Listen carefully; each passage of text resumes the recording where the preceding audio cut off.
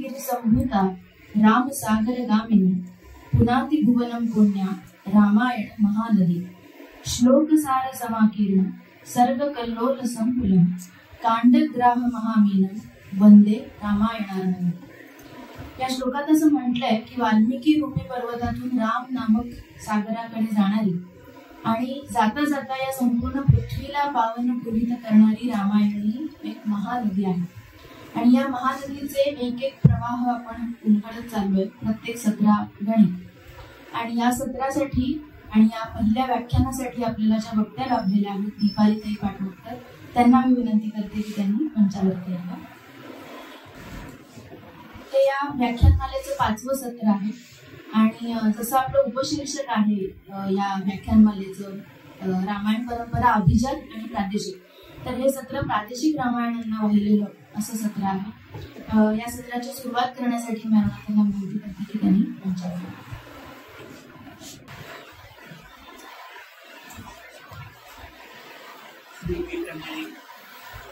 तुम्ही सगळेजण रामायण कथेच्या विषयीच्या उत्सुकतेपोटी झालेला आणि आज तमिळनाडूतल्या रामकथेचा परिचय आपण करून घेणार.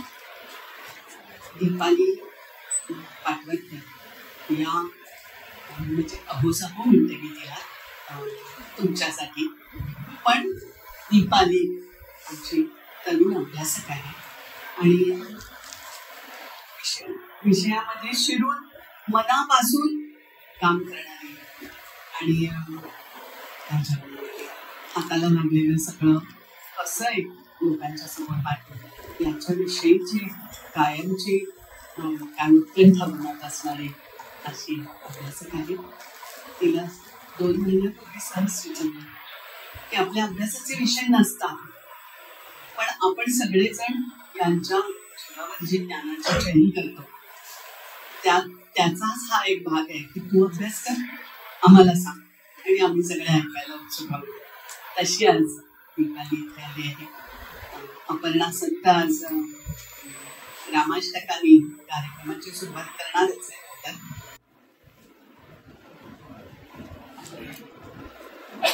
दर सत्राप्रमाणे आपण याही सत्राची सुरुवात रामस्तुतीला करणार आहोत.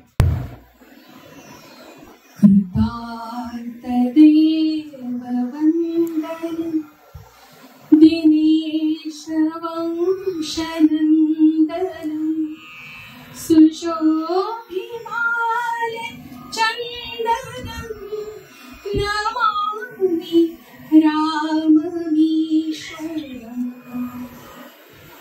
मुनीन्द्रयज्ञकारकं शिलाविपत्तिहारकं महाधनुर्विदारकं नमामि राममीश्वरम्. स्वतातवाक्यकारिणं तपोवने विहारिणं करे सुचापधारिणं नमामि राममीश्वरम्. पुरङ्गमुक्तसायके जटायुमोक्षदायकं प्रविद्धकेशनायकं नमामि राममीश्वरम्. प्लवङ्गसङ्गसम्मतिं निबद्धनिं नगापतिं दशास्य वंशसंशतिं नमामि राममीश्वरम्. विदीनदेवहर्षणं कपीप्सितार्थवर्षणं स्वबन्धुशोककर्षणं नमामि राममीश्वरम्. गतारिराजरक्षणं प्रजाजनातिभक्षणं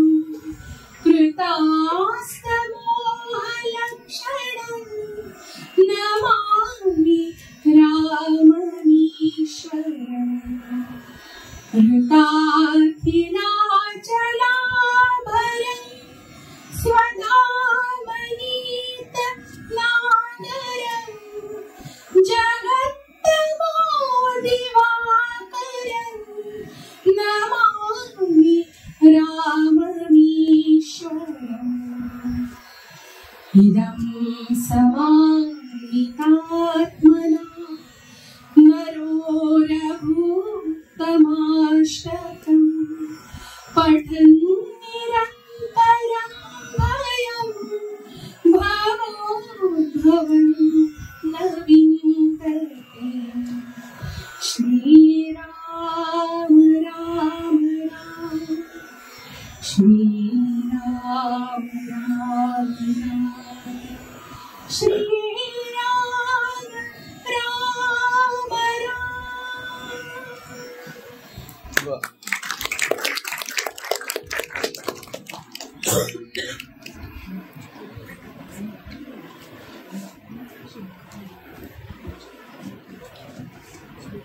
फार सुंदर सुरुवात झाली. आजचं जे पहिलं व्याख्यान आहे ते तमिळनाडूच्या कंपकवींची जी रामकथा आहे त्याच्यावरती आहे आणि त्यासाठी दीपालीताई आज आपल्यामध्ये उपस्थित आहे. मी ती सगळ्यांना सुपरिचित आहे इथे उपस्थित असलेल्या, पण तरी सुद्धा एक संक्षिप्त औपचारिक परिचय मी तिचा करून देते. दीपालीताई एक उत्तम लेखिका आहे, आपण तिची पुस्तकं वाचली असतीलच. त्याचबरोबर ती उत्तम चित्रकार सुद्धा आहे. सध्या MIT विश्वशांती विद्यापीठामध्ये सुद्धा दीपालीताई अतिथी व्याख्याता म्हणून काम करते. दीपालीताईची पार्श्वभूमी जी आहे 20 वर्षांची ती संगणक क्षेत्रातली आहे आणि नंतर तिनं इंडोलॉजीमध्ये मास्टर्स केलं आणि तिची आत्ताची सगळी जी पुस्तकं आहेत ती भारतीय संस्कृतीवरची विविध अंगांनी लिहिलेली ती आपण वाचलेलीच असते. देशविदेशातील भारतीय संस्कृतीची स्वस्तिचिन्ह हे तिचं खूप आता सध्या गाजलेलं पुस्तक आहे. दुसरं एक खूप महत्वाचं पुस्तक आपल्या रामकथेच्या व्याख्यानमालेच्या दृष्टीनं की तिनं रामकथेच्या दिग्विजयाची कथा रामकथा मला म्हणून एक पुस्तक लिहिलं आहे, ज्याच्यामध्ये विविध देशातल्या धर्मातल्या कलांमधल्या आदिवासींच्या नागरी ग्रामीण अशा सर्व रामकथा आणि त्याच्यावरती त्यांनी लिहिलेलं आहे. प्रकाश टाकलाय तिने वेगवेगळ्या गोष्टीवरती त्याच्यामधून. यावर्षी अमी गणात्रा यांच्या महाभारत अनरॅव्हल्ड या बहुचर्चित पुस्तकाचा अनुवाद तिने महाभारताचे अनावरण म्हणून मराठीमध्ये केलेला आहे. बियॉन्ड लेफ्ट अँड राईट हे सुद्धा एक बहुचर्चित पुस्तक आहे, त्याच्यामध्ये ती को ऑथर आहे, सहलेखिका आहे. त्याच्यानंतर आपण स्तंभलेखन तिचं खूप वाचलं असेल. महाराष्ट्र टाइम्स, सकाळ, विवेक, साप्ताहिक, प्रसाद अशा अनेक नियतकालिकांमधनं आणि वर्तमानपत्रांमधनं तिने स्तंभलेखन केलंय आणि रामायण महाभारत भारतीय संस्कृती इत्यादी विषयावरची तिची व्याख्यानं बऱ्याच व्यासपीठांवरती पॉडकास्टवरती पण आपण ऐकली असते. G20ची अहमदाबादला झालेली जी कॉन्फरन्स होती त्याच्यामध्ये शाश्वत जीवनशैली या विषयावरती ती मानद वक्ती म्हणून निमंत्रित होती आणि तिने तिथे पण तिथे व्याख्यान दिली. ज्ञानेश्वरीतल्या ओव्यांवरती चित्र अशी जी कन्सेप्ट घेऊन तिनं चित्र काढली होती ती बालगंधर्व कलादालनामध्ये तिचं प्रदर्शन भरलं होतं. शिवाय अनेक आर्ट गॅलरीज मधून त्या चित्रांची प्रदर्शनं सुद्धा भरत असतात. तर असं एक बहुआयामी व्यक्तिमत्व आपल्याला आज या व्याख्यानासाठी लाभलंय. मी दीपालीताईला विनंती करते की तिनं सुरुवात छान ओळख करून दिली. माझं मलाच ही मीच आहे असं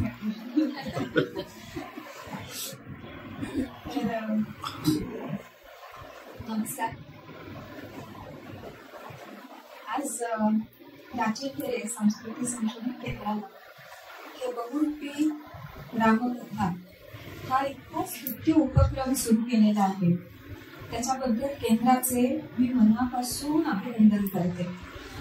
कसं आहे ना की जो समाज रामाची कथा सांगतो ऐकतो त्या समाजामध्ये उत्तम नागरिक, प्रेमळ कुटुंब आणि रामराज्य निर्माण होण्याची शक्यता अधिक असते.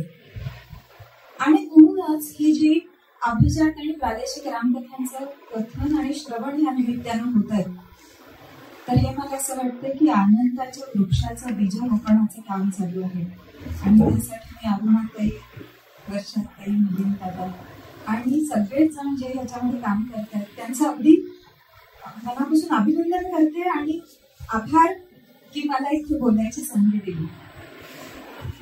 हा खरं तर यज्ञ सुरू झाला तेव्हा मला मनातून वाटलं की एक तरी आहुती या वाक्यज्ञातली मला देता यावी आणि बहुतेक अरुणाताईंना ते ऐकू गेलं असावं माझं मनातलं बोलणं. आणि त्यांचा फोन आला मला की तू बोलशील का या व्याख्यानमालेत, आणि मला अत्यंत आनंदाने मी हो म्हणलं. आणि मग एकेका दिग्गजांची मी व्याख्यानं ऐकली इथे आणि मग ते ऐकल्यावर असं वाटलं देवा मी हे काय मागितलं. तर माझ्या अल्पमतीनुसार मला तमिळनाडूमधील जे कंब रामायण आहे ते जितपत कळलंय ते इथे मी तुम्हा सगळ्या बहुश्रुत अभ्यासू श्रोत्यांसमोर मांडायचा प्रयत्न करते आणि तुम्ही हा माझा प्रयत्न गोड मानून घ्यावा अशी विनंती करून सुरुवात. नमस्ते शारदे देवी सरस्वती नमते हृदये बसत्वं मम जिह्वाग्रे सर्वविद्यां प्रददामि. तर ही तमिळ भाषेतील रामकथा आणि त्याची सुरुवात कधी होते हे जर का पाहायचं असेल तर ती सुरुवात रामायणाच्या आधी होते. रामायणाच्या आधी तमिळ भाषेतील साहित्याची आणि तमिळ भाषेतील रामायणाची पण सुरुवात बीज त्या आधी पेरलेलं. ते कसं आहे की फार फार पूर्वी अगस्त्य ऋषी हे उत्तरेतून दक्षिणेला गेलेले आहेत. किती पूर्वी गेलेले आहेत तर ते रामाच्याही आधी उत्तरेतून दक्षिणेला गेले. आणि आपण आज जी तमिळ रामकथा पाहणार आहोत मला असं वाटतं की एका दृष्टीनं त्या रामकथेचे सूत्रधार अगस्त्य ऋषी. तर म्हणून आजची जी कथेची सुरुवात आहे ती अगस्त्य ऋषींपासून. तर अगस्त्य ऋषींची कथा वाल्मिकी रामायणातच येते आणि राम लक्ष्मण सीता हे अरण्यात आलेले आहेत, दंडकारण्यात आलेले आहेत आणि तिथे आल्यावर ते चौकशी करत आहेत की अगस्तींचा आश्रम कुठे आहे आणि विचारत विचारत ते अगस्तींच्या आश्रमात कडे येतात आणि ते आश्रम परिसरात आल्यावर स्वतः रामच अगस्तींची कथा सांगत, लक्ष्मणाला सांगत आहे, सीतेला सांगत आहे. आणि राम काय सांगतो की फार पूर्वी म्हणजे आता रामायण फार पूर्वी घडलंय आणि त्याच्याही फार पूर्वीची कथा आहे की फार पूर्वी मेरू पर्वत जो होता तो मेरू पर्वत विंध्य पर्वत मेरू पर्वताशी स्पर्धा करत होता. उंचीसाठी स्पर्धा करत होता की मला मेरू पर्वतापेक्षा उंच व्हायचं. असं करत करत हा विंध्य पर्वत इतका उंच झाला की सूर्याला आणि चंद्राला त्याच्या पलीकडे जाता येईल. आणि आता सूर्यचंद्रावरती तर सगळी यज्ञ हवन होम हवन सगळं होतं. त्यामुळे विद्येच्या उत्तरेला जे सगळे लोक होते, विद्येच्या उत्तरेला जे देवाधिक ऋषी होते त्यांनी अगस्त्यांना विनंती केली की तुम्ही काहीतरी करा आणि ह्या पर्वताची उंची जरा कमी करायचं बघ. मग विंध्येचे गुरु म्हणजे अगस्त्य. तर अगस्त्य म्हणाले ठीक आहे. आणि मग अगस्त्य आणि त्यांची पत्नी लोपामुद्रा हे दोघं जण विंध्य पर्वताला आले. आता विंध्य पर्वत म्हणजे हा असा आडवा की विंध्येच्या वरती उत्तर भारत आणि विंध्येच्या खाली दक्षिण. तर ते ऋषी आणि त्यांची पत्नी ते दोघे जण आले विंध्य पर्वतापाशी आणि आपले गुरु आले म्हटल्यावर त्या पर्वतानं साष्टांग नमस्कार केला, दंडवत घातलेला. दंडवत म्हणजे आंधळ्या माणसाच्या हातातली जी काठी आहे, दंड आहे, तो चुकून त्याच्या हातातून पडला की कसं धरणीवरती आडवा तसा त्या दंडावत त्या विंध्य पर्वताने घातला आपल्या गुरूंना पाहिल्यावर. आणि मग त्याला अगस्त्य ऋषीने त्याला सांगितलं विंध्यला की बाबा रे तू असा आडवा पडलास ते बरं झालं, आता मी तुला ओलांडून पलीकडे जाऊ शकतो आणि असाच थांब कारण मी परत येणार आहे. तू उंच झालास तर मला तुला चढायला जमणार नाही, त्यामुळे तू असंच थांब आडवा.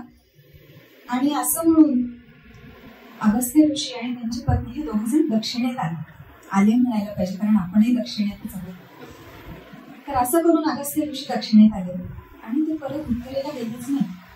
त्यामुळे तो पर्वत तसाच आडवा आहे आणि पर्वताची उंची कमी झाल्यामुळे सूर्यचंद्र पलीकडे जाऊ शकेल. तर आता अगस्ती हे नावच त्यांचं असं आहे की अधिक अस्थिर, स्थिर, स्थ म्हणजे काय की जे डोंगराला स्थिर करतात, पर्वताला जे स्थिर करतात ते अगस्ती. आणि मग ह्या कथेचे काही इंटरप्रिटेशन. त्याच्यातलं एक इंटरप्रिटेशन असं आहे की दक्षिणेच्या आकाशामध्ये एक अत्यंत तेजस्वी तारा आहे. त्या ताऱ्याचं नाव आहे अगस्ती.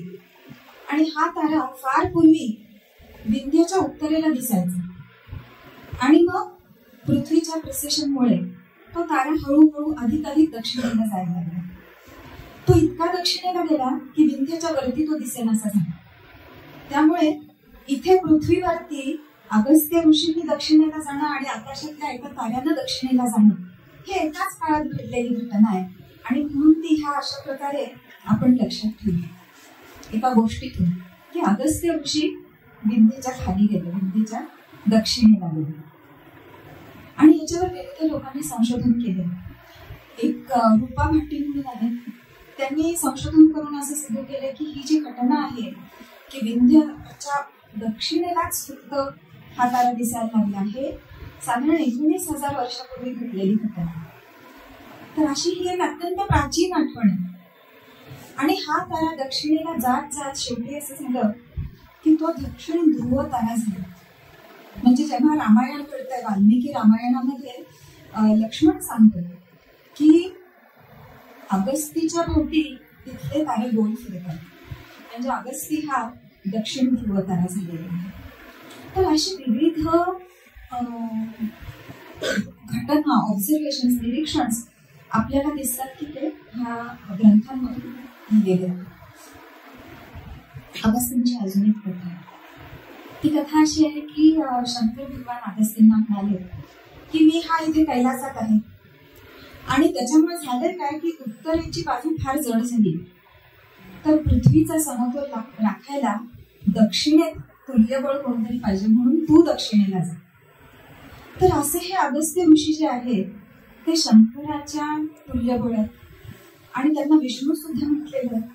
तर अत्यंत थोर असे हे ऋषी आहेत की जे दक्षिणेला गेलेले. आणि मग आपल्याला असं दिसतं की उत्तरेतल्या आकाशात सप्तर्षी आहेत, 7 ताऱ्यांचा जो समूह आहे सप्तर्षी त्याला म्हणतात. आणि दक्षिणेच्या आकाशात मात्र एकच ऋषी सफिशियंट आणि ते म्हणजे अगस्त्य. पहा रामायणात कशी गंमत आहे. उत्तरेत असताना म्हणजे विंध्येच्या उत्तरेला असताना रामाचे जे गुरु आहेत ते आहेत वशिष्ठ आणि विश्वामित्र. ते ह्या सप्तर्षींपैकी 2 तारे आहेत. आणि विंध्य ओलांडून जेव्हा राम दक्षिणेत येतो तेव्हा त्याचे गुरु आहेत अगस्त्य. आणि हे अगस्त्य ऋषी रामाला एक दिव्य बाण देतात. पहिल्यांदा जेव्हा भेट होते त्यांची तेव्हा ते दिव्य बाण देतात आणि त्या बाणानंच रामानं रावणाचा वध केला. दुसरी गोष्ट अशी आहे की जेव्हा अगदी राम रावण युद्ध चालू आहे त्यावेळेला रणांगणामध्ये अगस्त्य ऋषी आपल्याला महाभारतातलं युद्ध माहितीये. महाभारतातल्या अगदी युद्धाच्या ऐन प्रसंगी तिथे अर्जुनाला कृष्णानं गीता सांगितली आहे. आणि अगदी तसंच रणांगणामध्येच उद्याला राम रावणाचं युद्ध करणार अशा वेळेला वाल्मिकी लिहितात की अत्यंत परिश्रमाने थकून गेलेला श्रीराम असा तिथे त्या रणांगणामध्ये उभा आहे. आणि त्यावेळेला अगस्त्य ऋषी येतात आणि त्याला एक आदित्य हृदय स्तोत्र शिकवतात. आणि हा सूर्यवंशी आहे राम, तर तो सूर्याचं हे स्तोत्र म्हणतो आणि मग रावणाशी युद्ध करायला जातो. तर आपल्या लक्षात येईल की त्या वेळेला आमच्या महत्वाच्या प्रसंगी रामाबरोबर कोण गुरु आहे, तर ते अगस्त्य. तर ह्या अगस्त्यांची ख्याती अशी आहे की ते 2 समूहांना, 2 खंडांना, 2 भाषांना एकत्र आणणारे, जोडणारे, युनाइट करणारे ऋषी. उत्तरेमध्ये ऋग्वेदातील सूक्त लिहिणारे अगस्त्य ऋषी दक्षिणेत गेल्यावर तमिळ व्याकरण लिहितात. तमिळ भाषेचं व्याकरण अगस्त्य ऋषी लिहितात. समुद्र प्राशन करणारे हे ऋषी केवळ उत्तर दक्षिण भारत जोडतात असं नाही, तर ते भारताला समुद्राच्या पलीकडे असलेल्या आग्नेय आशियाई देशांशी पण जोडतात. आज आपल्याला असं दिसतं की दक्षिण भारतात अगस्त्य ऋषींची मंदिर आहेत, तशीच ती इंडोनेशियामध्ये आणि कंबोडियामध्ये पण त्यांची मंदिर आहेत. इतकं ह्या ऋषींवरती सगळ्यांनी प्रेम केलेलं आहे. आणि मग या अगस्त्यच्या नंतर भारताला जोडायचं जर कोणी काम करत असेल तर ते श्रीराम करतात.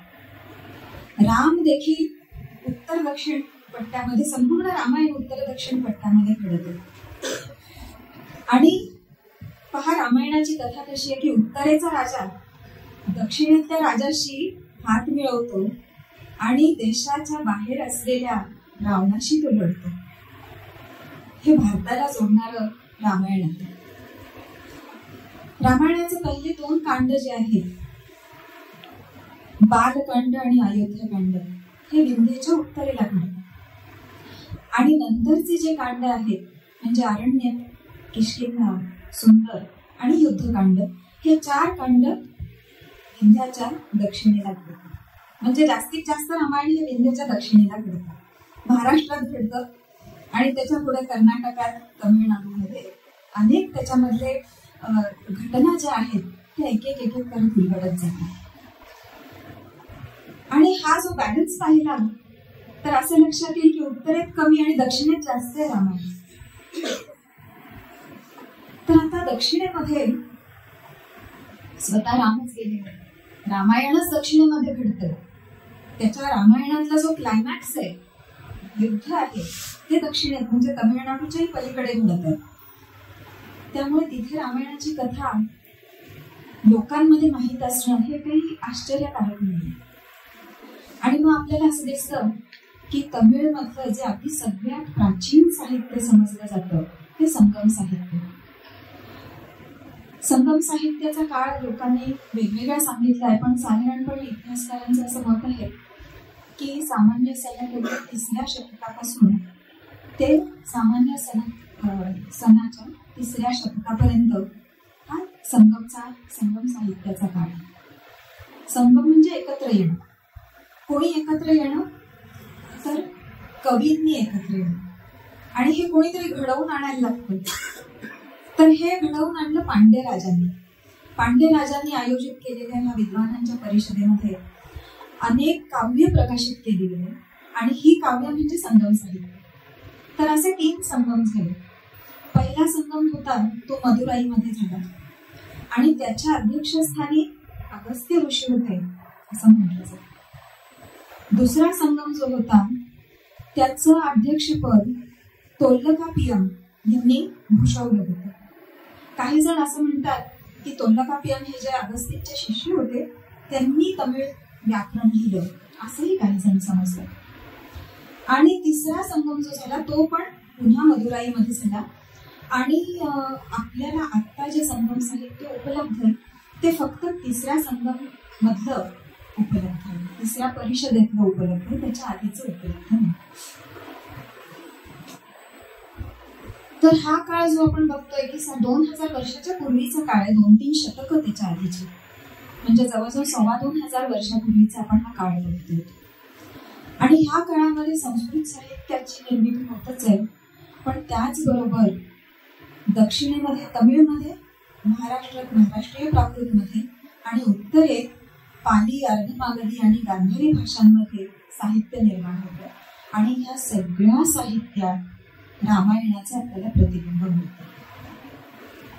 संगम साहित्य जे आहे त्याच्यामध्ये 2381 कविता आहेत आणि ह्या कविता 473 कवींनी लिहिलेल्या आहेत. आपल्याला अगदी आपल्या गाथा सप्तशतीची आठवण यावी असं हे संगम साहित्य वाटतं. काही कविता खूप लहान आहेत, अगदी 3 ओळींच्या आहेत. आणि एखाद दुसरी कविता खूप मोठी आहे की एक 782 ओळींची कविता आहे. ह्या संगम साहित्याचे 2 भाग पडतात. एक भाग आहे अकम, ज्याच्यामध्ये प्रेमाच्या कविता आहेत, आणि दुसरा भाग आहे पुरम, ज्याच्यामध्ये युद्धाच्या आणि शौर्याच्या कविता आहेत. आता हे संगम साहित्य जे तमिळमधलं सगळ्यात प्राचीन साहित्य आहे त्याच्यामध्ये वेदांचे, यज्ञांचे, युपांचे उल्लेख आलेले आहेत. तसंच त्याच्यामध्ये शिव, विष्णू, मुरुगन, राम, कृष्ण, पांडव यांच्या पूजनाचे उल्लेख आले. म्हणजे ह्या काळापर्यंत हे सगळे जण राम, कृष्ण पूजनीय ठरलेले होते असं आपल्याला लक्षात येते. आता हे जे सगळ्यात प्राचीन साहित्य आहे त्याच्यामध्ये रामायणाचे जे काही उल्लेख आले त्याच्यातले 2 इथे आपण उदाहरणार्थ म्हणून घेऊया. तर एक कवी आहे आणि तो कवी राजाकडे जाऊन आपली कविता सादर करतो. खूप आवडते राजाला आणि म्हणून तो त्या कवीच्या घरी एक नजराणा पाठवतो. ताटामध्ये अनेक दागदागिने, माणिकांचे, हिऱ्यांचे दागिने, मोत्यांचे दागिने घालून त्याच्यावरती एक रुमाल झाकून तो नजराणा त्याच्या घरी पोहोचतो. आता हा जो कवी आहे त्याचे नातेवाईक जे आहेत ते अगदी अडाणी आहेत, साधे आहेत. त्यामुळे त्यांना जेव्हा हे पहिल्यांदाच बघतात ते एवढे दागिने, तर असे सगळे दागिने बघून त्यांना इतका आनंद होतो की ते पटपट त्याच्यात एक एक दागिने घेऊन गावाला घालतात. आणि मग ते आहेतच अडाणी, त्यामुळे ते काय करतात, कोणी पैंजण हातात घालतं, कोणी कमरपट्टा गळ्यात घालतं, कोणी नथ कानात घालतं. हे सगळं पाहून त्या कवीला हसू येतं आणि तो म्हणतो, माझे हे सगळे नातेवाईक सुग्रीवाच्या वानरांसारखे मजेदार दिसते. एवढीच आहे कविता. पण ह्याच्यामधून आपल्याला काय कळतं की त्या कवीला हे माहिती आहे की सीतेला पळवून नेलं पुष्पक विमानातून, ते विमानातून पळवून नेत असताना तिने आपले दागिने खाली टाकले, ते दागिने वानरांना मिळाले, सुग्रीवाच्या वानरांना मिळाले आणि जेव्हा त्यांना हे दागिने मिळाले तेव्हा त्यांनी पण हे असेच धरून पाहिलं ते वेड्यासारखं. आणि मजा काय आहे पहा की हे उदाहरण फक्त कवीला माहिती असं नाही. कवी हे उदाहरण का देतो, कारण ते वाचकांना माहितीतलं उदाहरण आहे.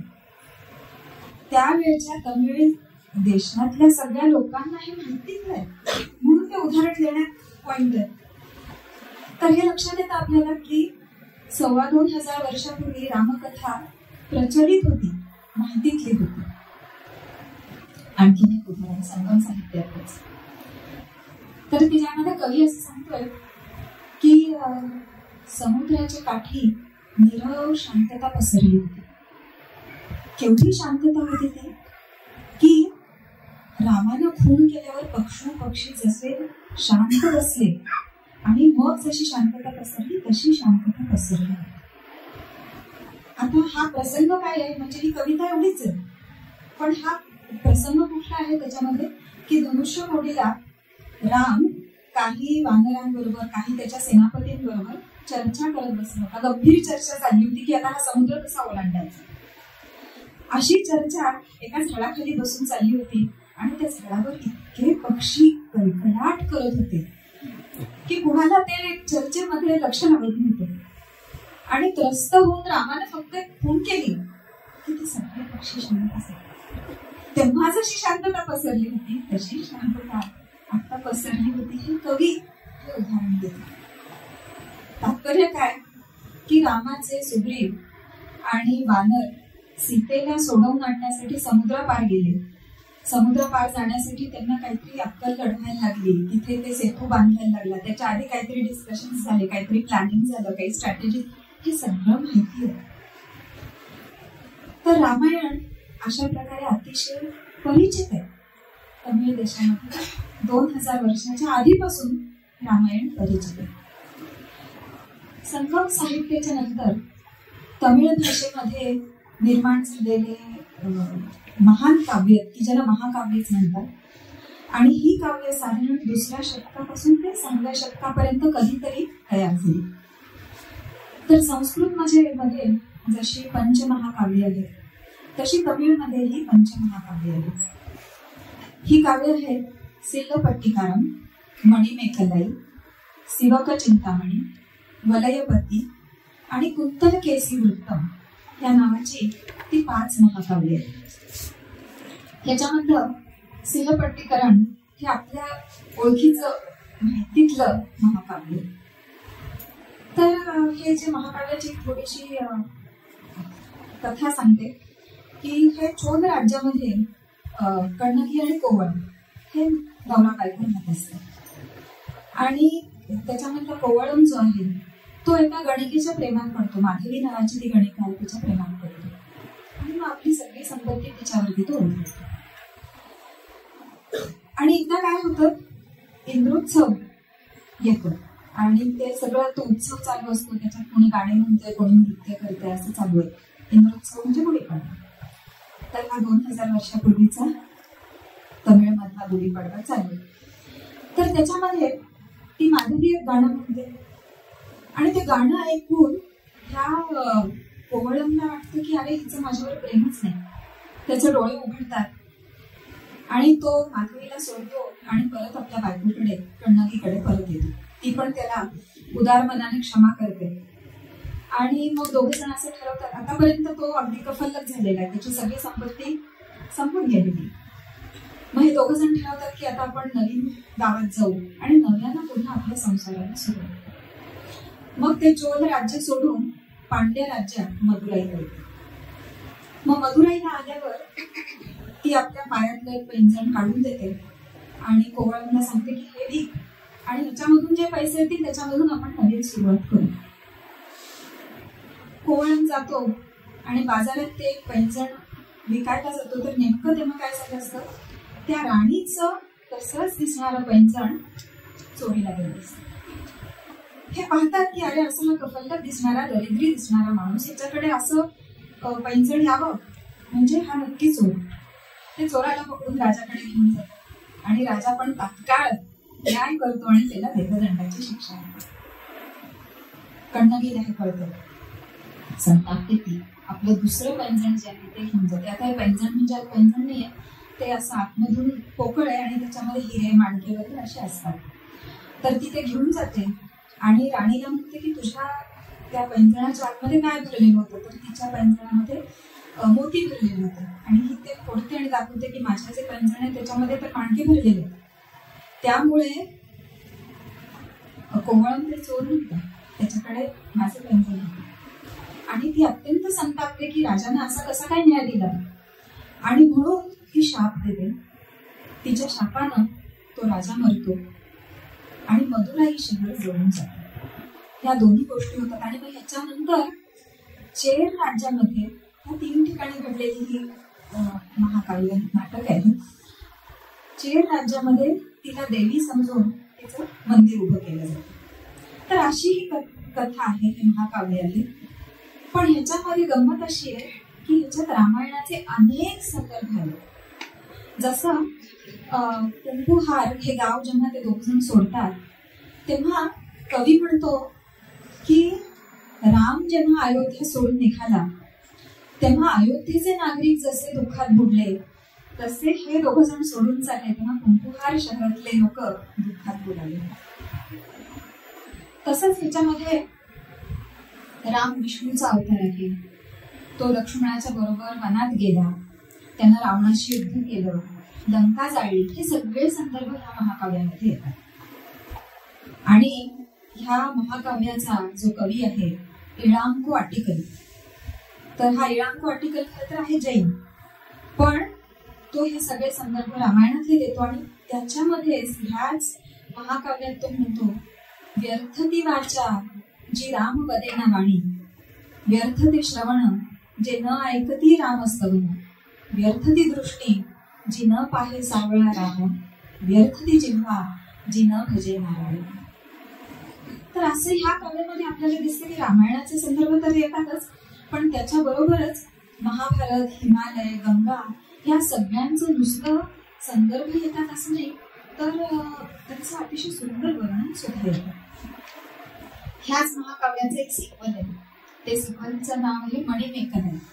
तर ही जी मणिमेखलाई आहे ती कोवळम आणि माधवीची मुलगी आहे आणि मग तिची कथा येते. तर त्या कथेमध्ये सुद्धा रामायणाचे संदर्भ येतात की जसं रामानं लंकेत जाण्यासाठी सेतू बांधला, त्याच्यामध्ये अहिल्याची कथा येते.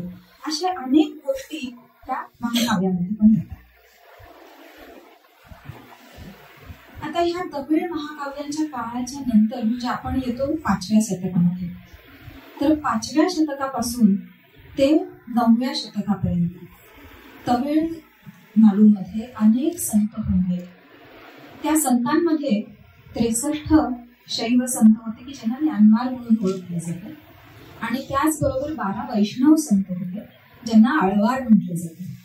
तर हे जे 12 आळवार होते त्याच्यात 4ही वर्णाचे संत आहेत आणि एक स्त्री संत सुद्धा आहे आंध्र.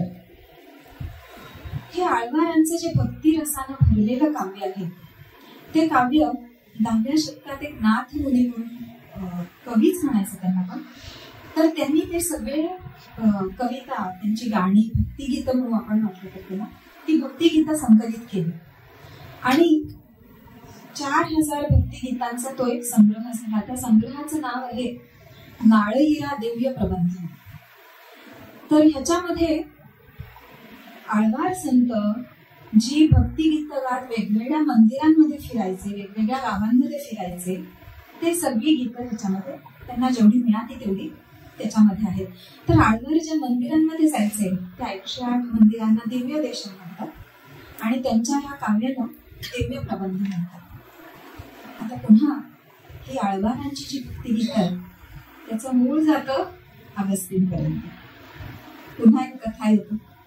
ती कथा अशी आहे की एकदा अगस्त्य ऋषींचं विश्वकर्माशी भांडण झालं आणि त्यांचा विषय काय असेल भांडणाचा, संस्कृत श्रेष्ठ की तमिळ श्रेष्ठ, तेव्हापासून चालू आहे.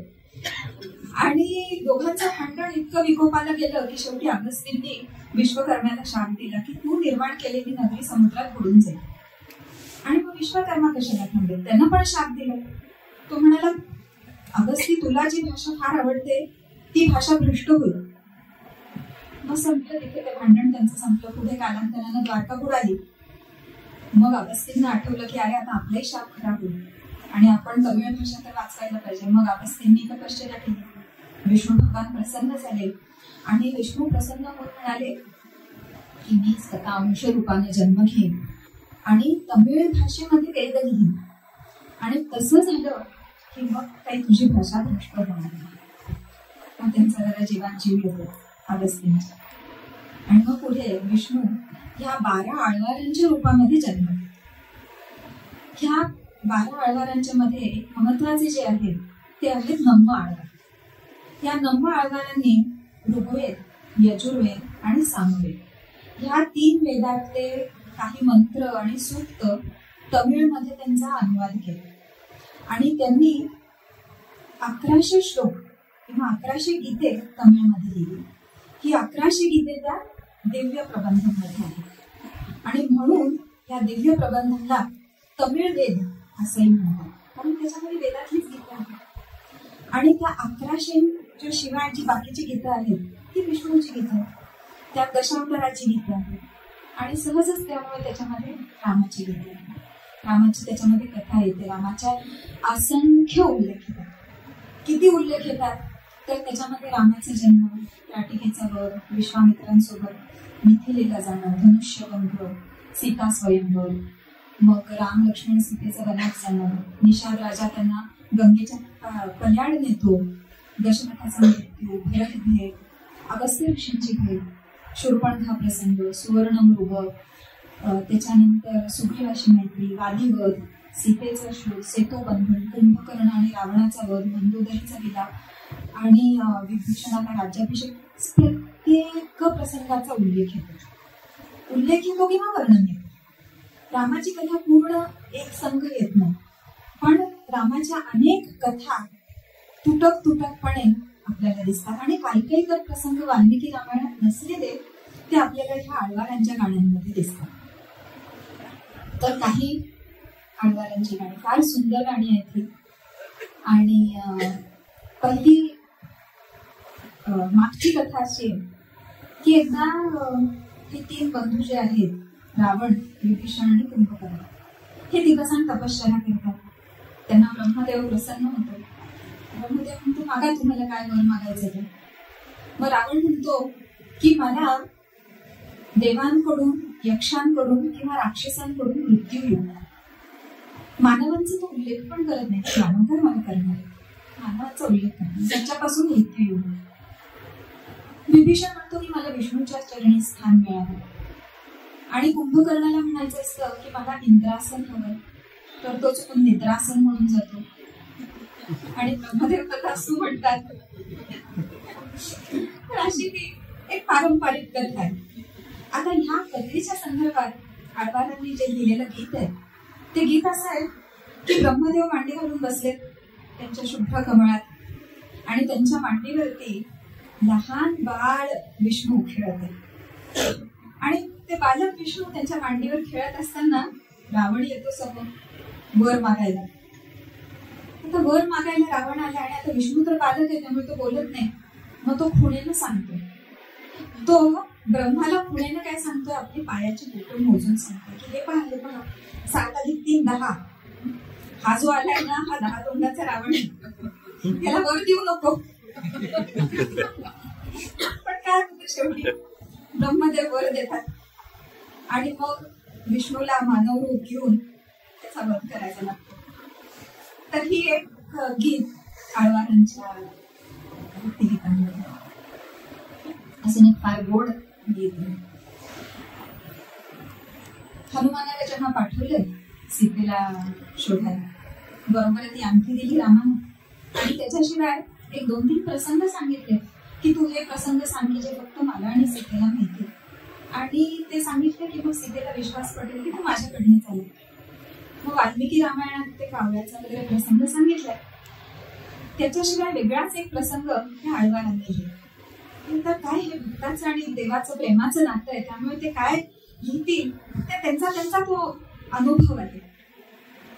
तर हे पेरिय आळवार आहे आणि ते लिहितात की हनुमान सीतेला सांगत आहे की ही मला रामाने सांगितलेली आठवण मी तुम्हाला सांगितलेली की अयोध्येत असताना एका रात्री देवी तू जुईच्या फुलांच्या सुगंधी मालांनी रामाला बांधून ठेवलं होतंस. दिस इज माय प्रूफ की मी रामाकडून आलेलो आहे. एक तिरुमलेचे आळवार आहे आणि ते खारीच्या योगदानाची सेवामध्ये खारीच्या योगदानाची आठवण करून ते लिहितात की देवा ती खार सुद्धा रामाच्या काजासाठी राबली आणि धन्य झाली. तीच नाही तिच्या पुढच्या सगळ्या पिढ्या धन्य झाल्या. प्रत्येकीच्या पाठीवरती 3 चंदरी पट्टी होती. आणि मी माझ्या मनात सुद्धा रामाची सेवा करण्याचा विचार आला नाही. आणि हे माझ्यासारखं कर्म तरी ते दुसरा कोण. अजून एक गीत आहे आणि हे गीत आहे कृष्णाचं. पण ह्या कृष्णाच्या गीतामध्ये रामाची आठवण सांगितलेली.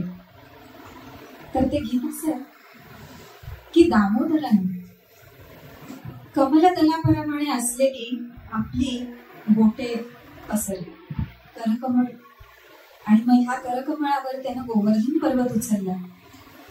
हा तोच पर्वत आहे की ज्याच्यावरच्या वानरी आपल्या बाळांना हनुमानाची अंगाई गीत म्हणून झोपवतात. आणि मग कुळशेखर आळवार जे आहेत ते कधी स्वतः कौसल्य होऊन रामाला अंगाई घालतात, तर कधी स्वतः दशरथ होऊन दशरथाच्या भूमिकेत जाऊन ते लिहितात. तो मला तात म्हणून हाक मारत असे प्रेमानं आणि अभिमानानं. त्याला नमस्कार केला असता मी त्याला खांद्याला धरून उठवत असे.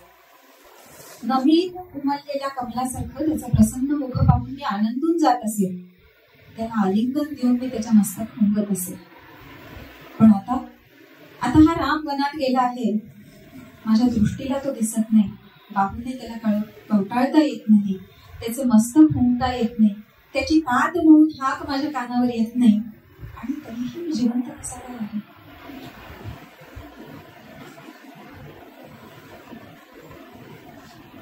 आळवार जेव्हा विष्णूची स्तुती करतात तेव्हा ते एका ठिकाणी म्हणतात की हे विष्णू, मागच्या जन्मात तुझी चालायची इच्छा अपूर्ण राहिली म्हणून तू हा जन्म घेतलास तो फक्त चालायसाठी. मागच्या जन्मात चालायची इच्छा म्हणजे वामन अवताराची 3 पावलं चालायची होती, 2च पावलं चालतात, 1 पाऊल चालायचं राहिलं. ते चालणं राहिलं म्हणून तू हा रामाचा जन्म घेतलास आणि अयोध्येपासून तू इथे तमिळ देशामध्ये चालत आहेस. ही आळवारांची गीते इतकी लोकप्रिय होती आणि सगळ्यांच्या तोंडातली होती की लहान मुलं सुद्धा त्यांची गीतं म्हणायची. लहान मुली चेंडू खेळतानाही आळवारांची गीतं म्हणत असत. चेंडू झेलला की एकीनं कृष्णाचं गीत म्हणायचं. तिनं चेंडू टाकला की दुसरीनं झेलताना रामाचं गीत म्हणायचं. आणि जोपर्यंत गीतं येतात तोपर्यंत हे चालू अंताक्षरी चालू. आणि सगळ्यात शेवटी त्यांनी एकत्र म्हणायचं की ज्या मुली नंदनंदनाची आणि रघुनंदनाची गाणी म्हणतात त्यांच्या सगळ्या इच्छा पूर्ण होतात. तर अशी ही आळवारांची अतिशय सुंदर भक्ती रसानं भरलेली रामाची विष्णूची गाणी. तर हा आता तमिळ देश कसा आहे, रामाच्या पदरजानं पावन झाल्या, रामभक्ती जनांचं सिंचन केलेल्या, राम मंदिरांनी सुशोभित झालेल्या, रामगीतांचे गुंजन करणाऱ्या, रामभक्तांनी गजबजलेल्या ह्या तमिळनाडू देशात 12व्या शतकात कंब मुनींचा जन्म झाला. अशी इतकी ती सुपीक जमीन आहे. आणि मग कंब ऋषी वाल्मिकींचं रामायण तमिळमध्ये घेतलं. तर हे आता आपण आलो आहोत 12व्या शतकामध्ये. मला तमिळ येत नाही. मी कंब रामायणाचं इंग्रजी भाषांतर वाचलेलं आहे. श्री PS सुंदरम यांनी केलेलं मी भाषांतर वाचलं. आणि तसंच डॉक्टर प्रिया रामचंद्रन, डॉक्टर सुधा विशेषण आणि श्री जटायू यांची व्याख्याने आणि लेखातून मी कंब रामायण समजून घेण्याचा प्रयत्न केलाय आणि तो मी आता इथे मांडते. तर आता आपल्यामध्ये आणि कंबमध्ये जितकं अंतर आहे त्याहून कितीतरी अधिक अंतर कंब आणि वाल्मिकींच्या मध्ये. त्यामुळे होतं काय की ह्या अंतराच्या दरम्यान वाल्मिकी रामायणामध्ये पुरुषोत्तम असलेला राम कंबाच्या काळापर्यंत विष्णूचा अवतार झाला. रामाची मंदिरं बांधली गेलेली आहेत, रामाच्या भक्ती केली जात आहे, रामाची गीतं लिहिली जात आहे. हा एवढा सगळा फरक पडलेला असल्यामुळे हे प्रतिबिंब आपल्याला कंब रामायणामध्ये दिसतं. त्यांच्या महाकाव्याचं नाव कंब रामायण नाही, त्यांच्या महाकाव्याचं नाव आहे रामावतरण. नावातूनच कळतं आपल्याला की ते काय सांगणार आहे. राम हा अवतार असं म्हणूनच ते रामाचं चरित्र सांगतात. कंब सांगतात की मी 3 रामायणांचा अभ्यास केला आणि मग वाल्मिकींच्या रामायणाच्या आधारानं मी रामावतारण लिहिलेलं आहे. ते वाल्मिकींना आदिगुरु म्हणतात, आदि कवी म्हणतात. कंब रामायण मधली अहिल्याचा जो प्रसंग आहे त्याच्यामध्ये ती शिळा होते असं लिहिलं. वाल्मिकी रामायणात ती शिळा होत नाही, ती एक योगिनी आहे जी तपश्चर्या करते. पण कंब रामायणामध्ये ती शिळा झाली. आणि असंच वर्णन आपल्याला रघुवंशमध्ये पण दिसतं. त्यामुळे काही जणांचं असं मत आहे की कंबाने जे 3 रामायण म्हटली त्याच्यामधलं एक रामायण हे कालिदासाचं रघुवंश असावं. आणि अहिल्या जी शिळा होते हे जे कथानक आहे हे आग्नेय आशियाई देशांमध्ये पण गेले, थाई रामायणमध्ये पण असंच वर्णन आलेलं आहे. त्यामुळे असं एक वाटतं लोकांना की कदाचित हे कंब रामायणच इथे पोचलेलं आहे. आता कंबांचं रामायण जरी वाल्मिकी रामायणावर आधारित असलं तरी ते काही भाषांतर नाही. वाल्मिकींच्या रामायणाच्या ब्लूप्रिंटवरती कंब मुनींनी स्वतंत्रपणे उभारलेलं रामाचं मंदिर आहे. त्याचं अलंकरण, त्याची बांधणी, त्याची शैली आणि त्याची उंची ही पूर्णपणे कंब मुनींची आहे. कंब रामायणमध्ये 6 कांड आहेत, उत्तरकांड नाहीये. आणि वाल्मिकी रामायणाप्रमाणेच युद्धकांडामध्ये सगळ्यात शेवटी फलश्रुती येते आणि कंब रामायण सांगते. आणि कंब रामायणाची फलश्रुती अशी आहे की जो कोणी रामाची कथा ऐकेल त्याची कीर्ती अमर होईल. तर हा कंब रामायण किती मोठं आहे तर कंब रामायण मध्ये 11,000 कडवी आहेत, गाणी आहेत आणि 11,000 कडवी आहेत. प्रत्येक कडवं 4-4 ओळींचे आहे. त्याच्यामुळे 44,000 साधारण 44,000 ओळी आहेत त्याच्यात. हे किती मोठं होतं तर ग्रीक एपिक जे आहे इलियाड, होमरचे इलियाड, ते कंब रामायणाचे युद्धकांड एवढे. म्हणजे आपण साधारणपणे म्हणू शकतो की कंब रामायण त्याच्या 6 पट मोठं आहे. किंवा बायबल जर का आपण घेतलं तर बायबल हे जुना करार नवा करार दोन्ही मिळून 31,000 ओळी आहेत. तर कंब रामायण बायबलच्या जवळजवळ 1.5 पट मोठं आहे. वाल्मिकी रामायण खूप साधे, सरळ सोपं. वाल्मिकी असे फॅक्ट सांगत जातात, हे झालं हे झालं हे असं हे असं सरळ. कंबना मात्र जागोजागी नाट्य दिसतात आणि ते प्रत्येक प्रसंग नाट्यमय पद्धतीने रंगवतात. पात्रांच्या आणि प्रसंगांच्या भावना ते अगदी एक्सप्लिसिटली सांगतात. वाल्मिकी तसं करत नाही. वाल्मिकी भावना वगैरे सांगायची धंद्यात पडत नाही. ते लिहितात आणि ते वाचकावर सोडून देतात, वाचकांना आपलं काय असेल ते. भावभावना त्याच्यामध्ये समजून घ्याव्या. तर याचं उदाहरण एक असं आहे की दशरथ मिथिलेला जातात. म्हणजे रामाने धनुष्यभंग केलेला आहे आणि जनक राजा मग पाठवतो निरोप की आता त्यांचा विवाह करायचा आहे, तर तुम्ही या.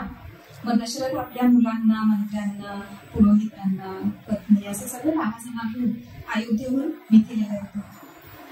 तर वाल्मिकी रामायणात 2-4 श्लोकात हे सांगतात, पण कंब मात्र अतिशय सुंदर वर्णन करतात. नदी, वारा, डोंगर, वृक्ष, वेली, पशु, पक्षी, त्यांचं गाणं, गुंजन वगैरे असं सगळं आनंदानं ही सगळी वरात निघाली आहे आणि 300 कडल्यानंतर ते वरात मिथिलेला पोहोचतात.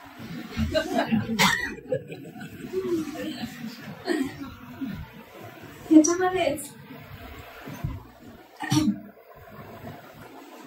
आपल्याला असं दिसतं की नाट्यमय केलेले प्रसंग आपण जे पाहतोय त्याच्यात भरत चतुरंग सेना घेऊन रामाच्या शोधात निघालाय. गंगेच्या जवळ तो येतो. दुरून ते सैन्य येताना दिसतंय. त्याच्यात हत्ती आहेत, रथ आहेत, घोडे आहेत, पदाती आहेत, रथांवरती ध्वज आहे. त्या ध्वजांवरती कांचन वृक्षाचं चिन्ह आहे. रामाचा ध्वज म्हणजे कांचन वृक्ष. तर ते कांचन वृक्षाचं चिन्ह हा निषादराज पाहतो आणि ते पाहून त्याला वाटतं की अरे, रामाच्या शोधात, रामाच्या मागे मागे हे सैन्य चाललेलं आहे, रामावर ते हल्ला करणार आहेत की काय, असं म्हणून पाहतोच मी त्यांच्याकडे, असं म्हणून तो दंड थोपटून युद्धासाठी सज्ज होतो. धनुष्यबाण हातात घेतो, निरोप पाठवतो, सगळ्या सैन्याला बोलवायला लागतो, गोळा करायला लागतो आणि तिथे तो गंगेच्या काठावरती येण्याला लागतो. आणि हळूहळू तोपर्यंत ते सैन्य जवळ आलं आणि त्याच्या दृष्टिक्षेपामध्ये भरत आणि शत्रुघ्न. आणि कंब इथे म्हणतात, कृष्ण पक्षातल्या तेज कमी झालेल्या चंद्राप्रमाणे लांब झालेले भरताचे मुख पाहून पाषाणाला सुद्धा पाझर फुटला असता, इथे हा निषाद राजाचं काय. भरताचा चेहरा पाहून त्याच्या हातातलं धनुष्य गळून जातं. या भरतानं वल्कल धारण केले. आता वाल्मिकी रामायणात असं नाहीये, पण हे कंब सांगतात की भरतानं वल्कल धारण केलेली आहे आणि तो तिथे त्याच्या समोर आलाय. आणि त्यांना पाहून, भरत आणि शत्रुघ्नाला पाहून तो गुचकाट पडतो की अरे, आत्ताच तर मी राम लक्ष्मणाला तिकडे सोडून आलो पलीकडच्या तीरावर आणि पुन्हा हे राम लक्ष्मण इकडे कसे आले. तर शत्रुघ्न आणि लक्ष्मण तर काय जुळे सारखे दिसतात, पण कंब इथे काय सांगतायत, म्हणजे न लिहिता सांगतायत की भरत हा रामासारखा दिसतो आणि रामासारखा वागतो. त्यामुळे कंब रामायणातला जो भरत आहे ते इथे ते सांगितलंय की तो रामासारखाच आहे, त्याचं प्रत्येक वागणं होते रामासारखं आहे. आणि मग निषाद या सगळ्यांना नावेतून घेऊन पलीकडच्या तीरावर सोडतो. तर त्या एका नावेमध्ये भरत, शत्रुघ्न, निषाद आणि ह्या 3 पत्नी कौसल्या, सुमित्रा आणि कैकेयी त्या नावेमध्ये बसले. आणि नावेत बसल्या बसल्या मग भरत ओळख करून देतो, ही माझी आई, ही लक्ष्मणाची आई, ही रामाची आई कौसल्या. रामाची आई म्हटल्याबरोबर तो निषाद राज आपल्या हातातले ते बल्ले ठेवून देतो आणि तिच्या पाया पडून उपसाबोक्षी रडायला लागतो. आता ह्या वेळेपर्यंत भरत आणि शत्रुघ्न हळवे झालेले आहेत, रामाच्या शोधात निघालेले आहेत, हळवे झालेले आहेत, दुःखी झालेले आहेत. त्याला रडताना पाहून भरत आणि शत्रुघ्न पण रडायला लागले. आणि कैकेयी रडत नाही, सुमित्रा ज्ञानी ती पण रडत नाही, कौसल्या पण रडत नाही. म्हणजे पहा कसा कंपनी प्रसंग उभा केलाय की नावेमध्ये 6 जण आहेत, 3 स्त्री आणि 3 पुरुष, आणि 3 पुरुष ओक्साबोक्षी रडतात आणि 3 स्त्री तिथे अश्रू न ढाळतात तिथं प्रत्येक संख्या बसलेल्या. कौसल्या त्याला उठवते आणि त्याला म्हणते की अरे, राम वनात गेला म्हणून तर मला तुझ्यासारखा अजून एक पुत्र मिळाला. आणि आता राम परत आला ना, आम्ही घेऊनच येणार आहोत. आता राम परत आला की तुम्ही 5 जण मिळून राज्य करा. आणि माहित येऊ, हा निषादराज जो आहे तो वनवासी आहे.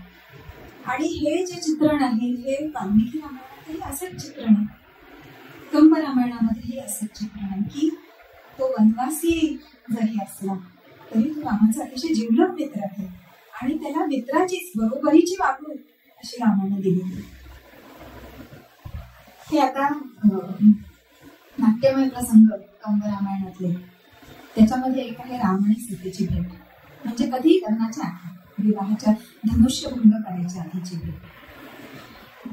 तर संगम साहित्यामध्ये ज्या प्रेमाच्या कविता आहेत आपण सुरुवातीला पाहिल्या, त्या प्रेमाच्या कविता अशा आहेत की ते मुलगा आणि मुलगी आधी एकमेकांना भेटतात, एकमेकांच्या प्रेमात पडतात, मग ते गाणी वगैरे पण गातात, प्रेमाची गाणी, आणि मगच लग्न करतात.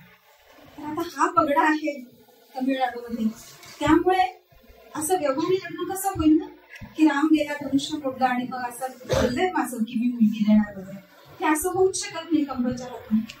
त्यामुळे कंब रामाची आणि सीतेची भेट घडवणार आणि फार सुंदर प्रसंग उभा करतात राम आणि सीतेच्या भेटीचा, की सीता राजवाड्याच्या बाल्कनीमध्ये मैत्रिणींबरोबर उभी आहे गप्पा मारत, पहिल्या किंवा दुसऱ्या मजल्यावर असेल, आणि असा हात त्या कठड्यावर हात ठेवून खाली. आणि त्यावेळेला विश्वामित्र राम आणि लक्ष्मणाला घेऊन येतात. ते म्हणतात चला मिथिलेला, जनकाकडे जाऊन त्याची नगरी पाहू आणि त्याच्याकडे ते मोठे शिवधनुष्य आहे ते पाहू. असं म्हणून विश्वामित्र राम आणि लक्ष्मणाला घेऊन चाललेले आहे. पुढे विश्वामित्र, मध्ये राम आणि मागे लक्ष्मण. रामानं नुकताच पराक्रम केलेला आहे, त्राटिकेला मारलंय, सुबाहूला मारलंय, यज्ञाचं रक्षण केलंय, आणि असा हा शूरवीर राम छाती काढून मान ताट हनवटी किंचित वर असा चालला. जसे जॉमेट्री उभी केली आहे, रामाची नजर अशी वर आणि सीता अशी गॅलरी मध्ये उभी आहे. म्हणजे आपण अगदी ते काटकोन त्रिकोण आणि मग त्याचा अँगल वगैरे मोजू शकतो, असं त्यांनी तो प्रसंग उभा केलेला आहे. तिथे रामाची आणि सीतेची पत्नी भेटली. दोघांनाही माहिती नाही एकमेक कोण होते. एकमेकांकडे ते सहज पाहतात आणि पहिल्या क्षणातच त्यांचं एकमेकांवरती प्रेम झालं. त्यांचा पाहण्याचा जणू एक सेतू तयार होतो, आणि हा सेतू दोन डोळ्यांमध्ये नसून दोन हृदयांमध्ये. कंब, दिस इज कंब. आणि आता त्यांना माहिती नाहीये बरं का की हे तो राम आहे, आणि त्याला माहिती नाही की हे सीता आहे. आणि तिथून पुढे गेल्यावर राम ते धनुष्य उचलतो, ते प्रत्यंचा लावतो आणि ते धनुष्य भंग होतो. हे झाल्यावरही त्याला माहिती नाही की आपण जी जिंकलेली आहे कन्या, राजकन्या, ती तीच आहे. आणि तिकडे सीतेला कळतं तिच्या दासींकडून, मैत्रिणींकडून की कोणीतरी ते धनुष्य मोडलंय, आणि ती तिच्या मैत्रिणीला म्हणते, तिच्या सखीला म्हणते, ज्यानं धनुष्य मोडलं तोच जर नसेल तर मी जीव देईन. तर असं इतकं सुंदर वर्णन ते कंब रामायणामध्ये. आणि मग त्याच्यानंतर विवाह सोहळा. तर वाल्मिकी ऋषी अगदी संपवत, म्हणजे ते काय आहे, वाल्मिकी ऋषी असं सरळ सरळ लिहितात की हे इकडचे दशरथ राजा आलाय, तिकडचा जनक आलाय, जनकाच्या भाऊ आलेला आहे, आणि मग त्यांच्या घरचे लोक त्यांच्या घरचे लोक. झालं तेवढं लग्न होतं. 50 श्लोकाच्या आत विवाह सोहळा संपला. ते कसं सोडतील आता, हा अवतार आहे विष्णूचा लग्न, आकाशाशी जडले नाते धरणी मातेचे, हा प्रसंग ते कसा सोडतील. सगळ्यांना बोलावणी पाठवतात, देवतांना बोलावणी पाठवतात, देवींना बोलावणी पाठवतात, ऋषींना, मुनींना, राजे महाराजे सगळेजण येतात त्या लग्नाला. आणि तो एक अत्यंत मोठा दिमागदार असा प्रसंग तिथे उभा राहतो. आणि 103 कडव्यांमध्ये त्या लोकांचा. आता ह्या विवाहात जनक राजा सीतेचा हात रामाच्या हातात देताना म्हणतो की रामा, ही माझी जी कन्या आहे ती आता तुझी सहधर्मचारिणी झाली. यापुढे ती तुझ्यासोबत सावलीप्रमाणे राहील. हे वाल्मिकी म्हणतात. आणि कंब म्हणतो, जनकानं सीतेचा हात रामाच्या हातात दिला आणि तो म्हणाला की तुम्ही दोघे आता विष्णू लक्ष्मीच्या प्रमाणे सुखात राहा. दक्षिणेतल्या लग्नांमध्ये वाल्मिकीचाही श्लोक म्हणतात आणि कंबचं पण ते गाणं म्हणतात. प्रत्येक लग्नात आजही हे दोन्ही गाणी म्हटली जातात. आता वाल्मिकींचा जो राम आहे तो पुरुषोत्तम आहे, मानव आहे तो. कंबचा राम मात्र अवतारी पुरुष आहे. आणि कंब आपल्याला विसरूच येतो, सारखं सारखं ते आठवण करून देतात. हा राम म्हणजे विष्णू, ही सीता जी आहे ती लक्ष्मी आहे, आणि हा लक्ष्मण म्हणजे शेष. सारखं ते आठवण करून देतात. आणि मग राम सुवर्णमृगाच्या मागे धावायला निघाला की ते म्हणतात की त्यांना जे पहिलं पाऊल टाकलं ते त्रिविक्रमाचं पाऊल होतं. आणि राम आणि सीता जेव्हा पहिल्यांदा भेटतात तेव्हा ते काय म्हणतात की क्षीरसागरात पहुडलेला विष्णू आणि त्याच्या पायाशी बसलेली लक्ष्मी, या दोघांचा जरासा किंचित विरह झाला होता. तो विरह हे एकमेकांना पाहताना संपवून गेले. म्हणजे ते सारखं सांगतात की हा विष्णू आहे, ही लक्ष्मी आहे. पण रामाला मात्र अगदी गंध नसतो की आपण अवतारी आहोत. राम मानव असल्यासारखंच राहतो, रामाला काहीच जाणीव नाही. पण कवीला आणि वाचकाला मात्र माहिती आहे की हा अवतार आहे. आणि जणू काही असं वाटतं की त्या कवीचं आणि वाचकाचं एक असं संगनमत आहे, गुपित आहे. आणि फक्त त्या दोघांनाच माहिती आहे, आपल्याला वाचताना माहिती की हा विष्णू आहे, पण त्याला माहिती नाही.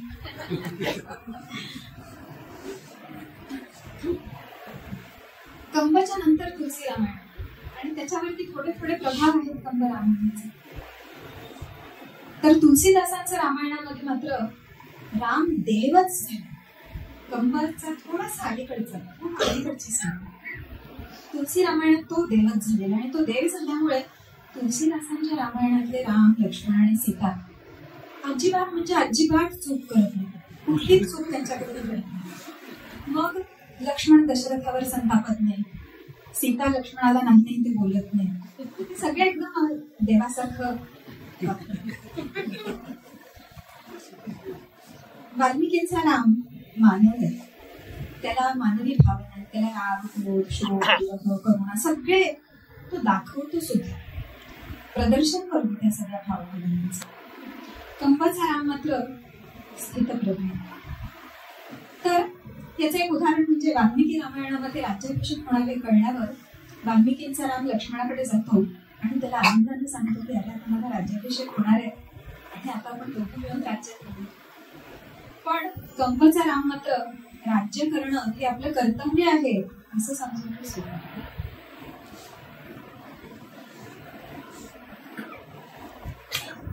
रामाच्या पदस्पर्शानं ती शिळा झालेली अहिल्या पुन्हा तिला मानवून मिळतं. आणि त्यावेळेला तिथे विश्वामित्र ऋषी आहेत बरोबर. इतकं सुंदर वर्णन देतात कंब विश्वामित्रांच्या तोंडी. ते सांगतायत विश्वामित्र की अरे रामा, थोड्याच वेळापूर्वी तू जेव्हा त्राटिकेला मारलंस तेव्हा मी तुझ्या करकमळांचा प्रताप पाहिला होता आणि आता मी तुझ्या पदकमळांचा प्रताप पाहिला आणि मी धन्य झाले. अशी फार सुंदर सुंदर वर्णनं कंबच्या रामायणामध्ये. आता रामायणाचा महत्वाचा प्रसंग म्हणजे सीताहरण. आणि हे सीताहरण आणि सीतेची अग्निपरीक्षा हे दोन्ही हातात हात घालून जाणारे प्रसंग आहेत. ते एकमेकांवरती अवलंबून आहे की सीतेला पळवून येताना स्पर्श झालाय म्हणून ती तिकडे अग्निपरीक्षा दिली, असं ते एकत्र जाणारं गणित. तर कंबच्या रामायणामध्ये तो प्रसंग आधीचा तसाच आहे की तो सुवर्णमृग येतो, सीता ढाळते त्याच्यावर आणि रामाकडे ती हट्ट धरते की पहा तो त्याचा सुंदर सुवर्णमृग आहे, त्याच्या अंगावरती चांदीचे ठिपके आहेत आणि त्याचे दात पण कसे मोठ्यांसारखे सुंदर आहेत, मला तो हरिण खेळायला पाहिजे असं म्हणून ती रामाला पाठवते. लक्ष्मण नाही म्हणत असतो तरी राम जातो त्याच्या मागे. मग ते रामाच्या आवाजात ऐकू येतं लक्ष्मणा सीते धाव वाचवून. मग तशी हाक आल्यावर सीता लक्ष्मणाला पाठवते की तू जा रामाच्या मागे. लक्ष्मण नाही म्हणतो. मग सीता त्याला त्याच्यावरती संशय घेते आणि सीता त्याला म्हणते की रामाच्या शिवाय मी दुसऱ्या कोणाचीही होऊ शकणार नाही. तुझ्या मनात जर असं असेल की राम तिकडे मिळेल तर तसं काही होणार नाहीये. मला जर राम मिळाला नाही, राम जिवंत परत आला नाही तर मी इथे अग्नी प्रवेश केला. आणि अशी अगदी निकरीची परिस्थिती आल्यामुळे लक्ष्मणाला सीतेला सोडून जायला लागते.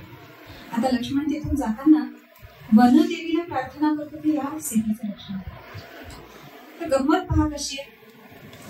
वाल्मिकी रामायण, कंब रामायण, तुलसी रामायण ह्या तिन्ही मोठ्या रामायणामध्ये लक्ष्मण रेखा नाही. लक्ष्मण रेखा ही नंतरची आणि ती इतकी पॉप्युलर झालेली आहे की अगदी झुरळ येऊ नये म्हणून लक्ष्मण रेखा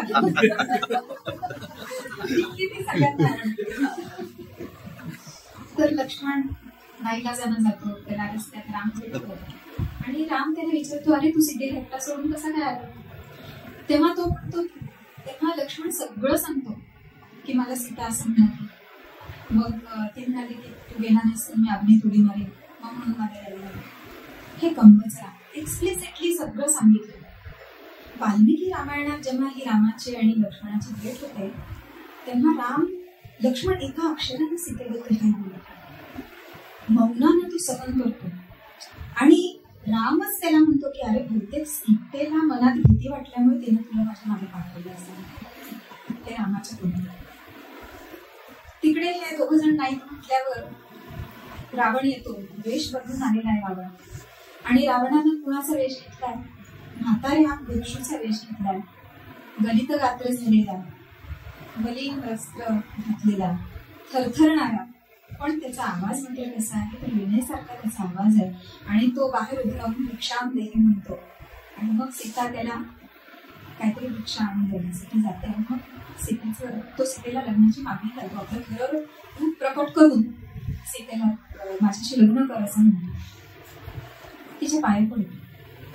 कंब रामायणातला रावण जेव्हा जेव्हा सीतेला भेटतो तेव्हा तेव्हा तो तिच्या पाया पडतो की अगदी हातापाया पडून मी तुझा हात जोडतो, तुझ्या पाया पडतो, माझ्याशी लग्न कर. हे असं ते पूर्ण प्रत्येक भेटीमध्ये चालू असतं. सीता काही बदलत नाही.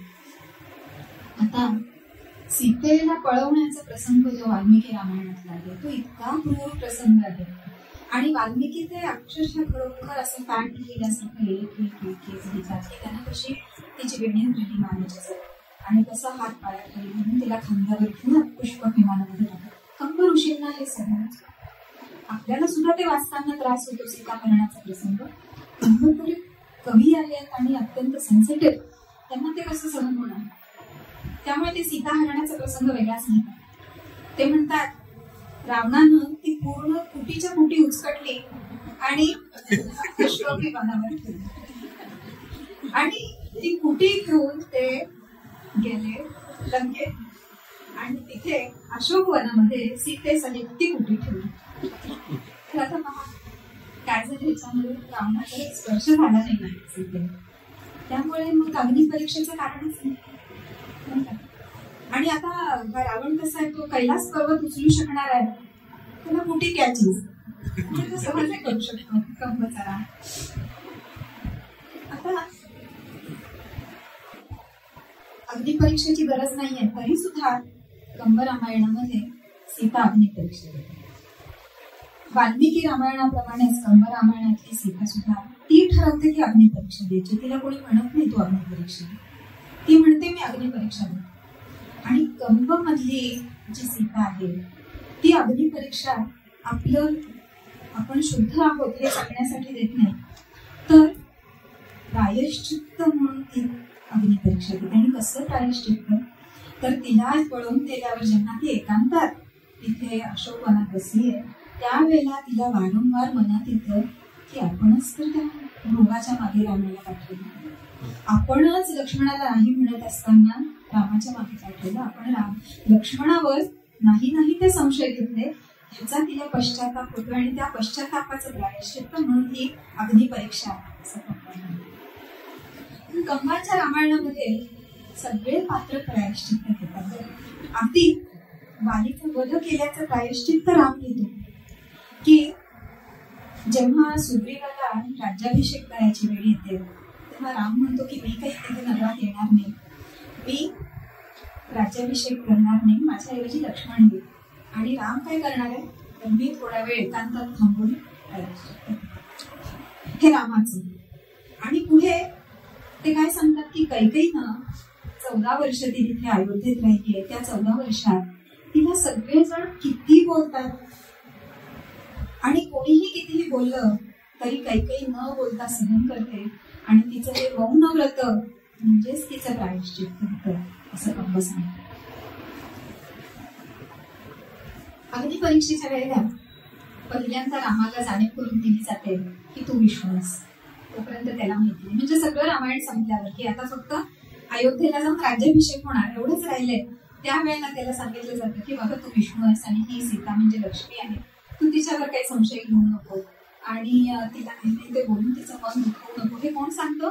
ब्रह्मदेव येऊन सांगतो आणि अग्नीच काय येऊन सांगतो आणि दशरथ पण येऊन सांगतात. दशरथ पण येतो ना. वाल्मिकी रामायणामध्ये पण दशरथ होतो की त्याच्यामध्ये. आणि अजूनही कसं आहे की दशरथ म्हणतो, आता मी तुला एकदा पाठीशी धरलंय, माझ्या सगळ्या इच्छा पूर्ण झाल्या. ही जी भरताना त्याची इच्छा राहिलेली आहे, राम राम म्हणत दशरथाला प्राण झाला. हा कथेचा भाग झाला, सांगण्याचा भाग झाला. आपल्याला किती वेळ आहे चालू ते छान चाललंय.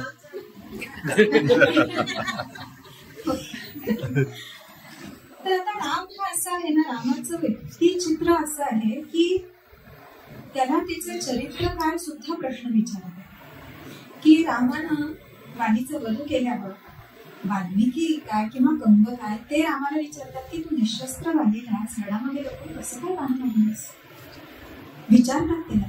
किंवा सीतेला तू हवं तिथे निघून जा असं कसं म्हटलंस बाबा, विचारतात ते. आणि राम त्याला उत्तर देतो. राम असं म्हणत नाही की मी रामातून देतो असं नाही म्हणत. तू सांगतो की सीता शुद्ध आहे हे जगाला कळण्यासाठी परीक्षा आवश्यक होती, म्हणून ती अग्नी परीक्षा. लोक काय म्हणतील ह्या भीतीनं ते निष्पाप असल्याचे सिद्ध केल्याशिवाय मी तिला स्वीकारू शकत नाही. रामाला अनेक वेळेला त्याच्या आजूबाजूची जी पाखरं आहेत ती काहीतरी शिकवतात, त्याला काहीतरी सांगतात. रामाची थोरवी ह्याच्यामध्ये आहे की राम ऐकतो त्यांचं. आता खरं तर रावणाच्या पण अवतीभोवती असे लोक आहेत, मारीच आहे, विभीषण आहे, कुंभकर्ण आहे, स्वतः मंदोदरी आहे, मंदोदरीचे वडील आहेत. एवढे सगळेजण त्याला सांगतात की तू सीतेला परत कर किंवा तू सीतेला पळवून आणू नको, ते युद्ध थांबव. तो कुणाचंही ऐकतो. हा राम आणि रावणाचा फरक आहे की रामाला जेव्हा कोणीतरी काहीतरी सांगतं तो ऐकतो, आणि त्याच्या मनासारखं जरी नसलं तरी तो ऐकतो. की एक वेळ अशी येते की जटायू रामाला म्हणतो, सीतेला पळवून दिल्यावर रामाला अत्यंत संताप आलाय, अतिशय क्रोध गेलाय. आणि त्यावेळेला राम म्हणतो की मी पूर्ण त्रैलोक्य नष्ट करून टाकलं. आणि मग त्यांनी जटायू कसं शांत करून म्हणतो की अरे सीतेचं हरण झालं याला जबाबदार कोण आहे? तुला कोणी सांगितलं होतं त्या मायावी मृगाच्या मागे जायला? हे जटायू म्हणतो, कंब रामायणातला जटायू म्हणतो. आणि राम त्यांना सांगितलेलं कसं ऐकतो, जणू काही माझे वडील मला सांगताय आणि मी ऐकायला पाहिजे. फार ही इतकी समजून घेण्यासारखी गोष्ट आहे रामायणातली की वाल्मिकी रामायणाचं एक अजून एक नाव देतात पौलत्स्य, की रावण जो आहे तो पुलत्स्य ऋषींचा नातू आहे, ब्रह्माचा पणतू आहे. आणि त्यानं अधर्म केला, त्यानं गुन्हा केला म्हणून त्याला शिक्षा होते. मग तो असं म्हणत नाही मी कुणाचा मुलगा मिळते का, मी कुणाचा नातू आहे. त्या काळात अशी पद्धत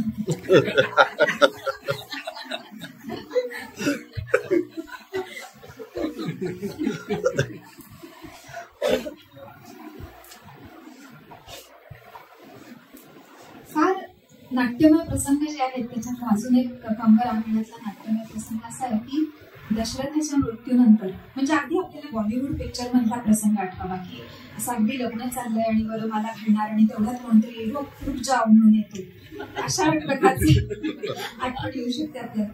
की दशरथाच्या मृत्यूनंतर भरत आणि शत्रुघ्नला अयोध्येला बोलावलं जातं आणि मग दशरथाचे अंतिम संस्कार करायची वेळ येते. आणि त्यावेळेला भरत अग्नी देण्यासाठी पुढे येतो. त्यावेळेला विश्वामित्र ऋषी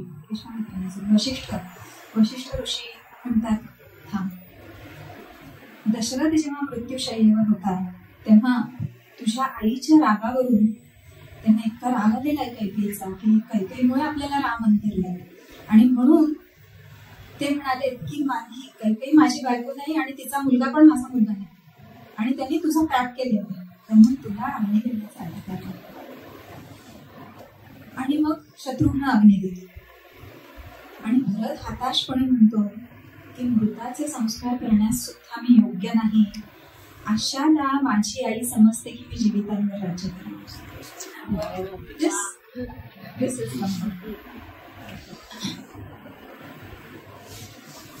सीतेचं पण वर्णन फार सुंदर आहे. सीतेचं जे कॅरेक्टर आहे ते इतकं स्ट्रॉंग वाल्मिकी रामायणातही दिसतं, कंब रामायणात पण दिसतं.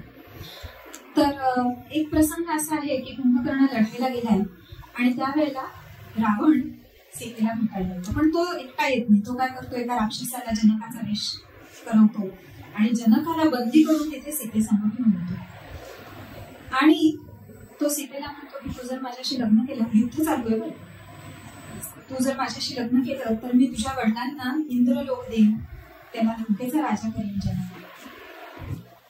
सीता पण कशी आहे पहा. सीता म्हणते इंद्रलोक तर इंद्राचं आहे आणि लंका तर रामानं विभीषणाला दिली, तू देणारा कोणच. मग तो जो जनकाचा रूप घेतलेला राक्षस आहे तो म्हणतो सीतेला की असं करू नको बाई, याच्याशी लग्न कर. असं म्हटल्यावर सुद्धा किती विवेक आहे पहा सीतेकडे. सीता म्हणते माझे वडील मला असं कधीच सांगणार नाही, तू जनक नाहीस. वालीचा जेव्हा वध होतो तर त्यावेळेला पुन्हा प्रश्न येतो की वालीला बाण मारलेला आहे आणि तो पडलाय खाली, अगदी मृत्यूपंथाला लागलेला आहे. मृत्यूपंथाला लागल्यावर तो वाली वाल्मिकी रामायणात पण आणि कंब रामायणात पण रामाला विचारतो की तुझं माझ्याशी काही शत्रुत्व नसताना, मी तुझं काही वाकडं केलं नसताना, मी तुझ्या राज्यातला नागरिक नसताना तू मला लपून का मारलीस. आणि असं म्हटल्यावर राम काय उत्तर देतो, राम म्हणतो की तू प्राणी आहेस म्हणून मी तुझी शिकार केली. शिकार लपून करतात, तसं मी तुझी लपून शिकार केली. आणि हे सगळं राज्य जे आहे ते इक्ष्वाकूंच आहे, याचा सम्राट भरत आहे आणि मी भरताचा प्रतिनिधी म्हणून तुला शिक्षा देतो. कशासाठी शिक्षा देतो, तर तू 2 गुन्हे केले, त्या 2 गुन्ह्यांसाठी मी तुला शिक्षा दिली. एक गुन्हा म्हणजे तू भावाच्या बायकोचं अपहरण केलेस, हा पहिला गुन्हा झाला. आणि दुसरा गुन्हा, तू लहान भावाचा वध करायचा प्रयत्न केलास, तू लहान भावाच्या जीवावर उठला आहेस. या 2 गुन्ह्यांसाठी मी तुला शिक्षा दिली. आणि का शिक्षा होतीये की तुला योग्य काय आणि अयोग्य काय सगळं कळतं. तू माझ्याबरोबर आता ही जी सगळी चर्चा करतोयस नाही का, म्हणजे कर्णाचा आणि कृष्णाचा जो संवाद तेव्हा कुठे गेला होता तुझा धर्म, असं कृष्णाने विचारले. तसंच राम विचार की तुला आता बरा धर्म आठवतोय, तू मला सांगतोयस की तू असं कसं काय वध केला, पण तू स्वतः काय केलंस. तर कंब काय करतायत, कंब काय म्हणतात की तुला योग्य काय आणि अयोग्य काय हे कळत असून सुद्धा तू प्राण्यासारखा वागलास म्हणून मी तुला प्राण्यासारखं मारलं. आणि ते म्हणतात की he killed the animal within. आजकाल त्याच्यावर चित्रपट काढतात.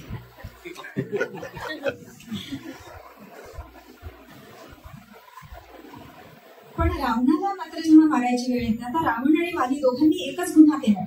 दोघांनीही परस्त्रीचं अपहरण केलंय, दोघांनीही आपल्या धाकट्या भावावरती जीवावर, त्याच्या धाकट्या भावाच्या जीवावर उठलेले आहेत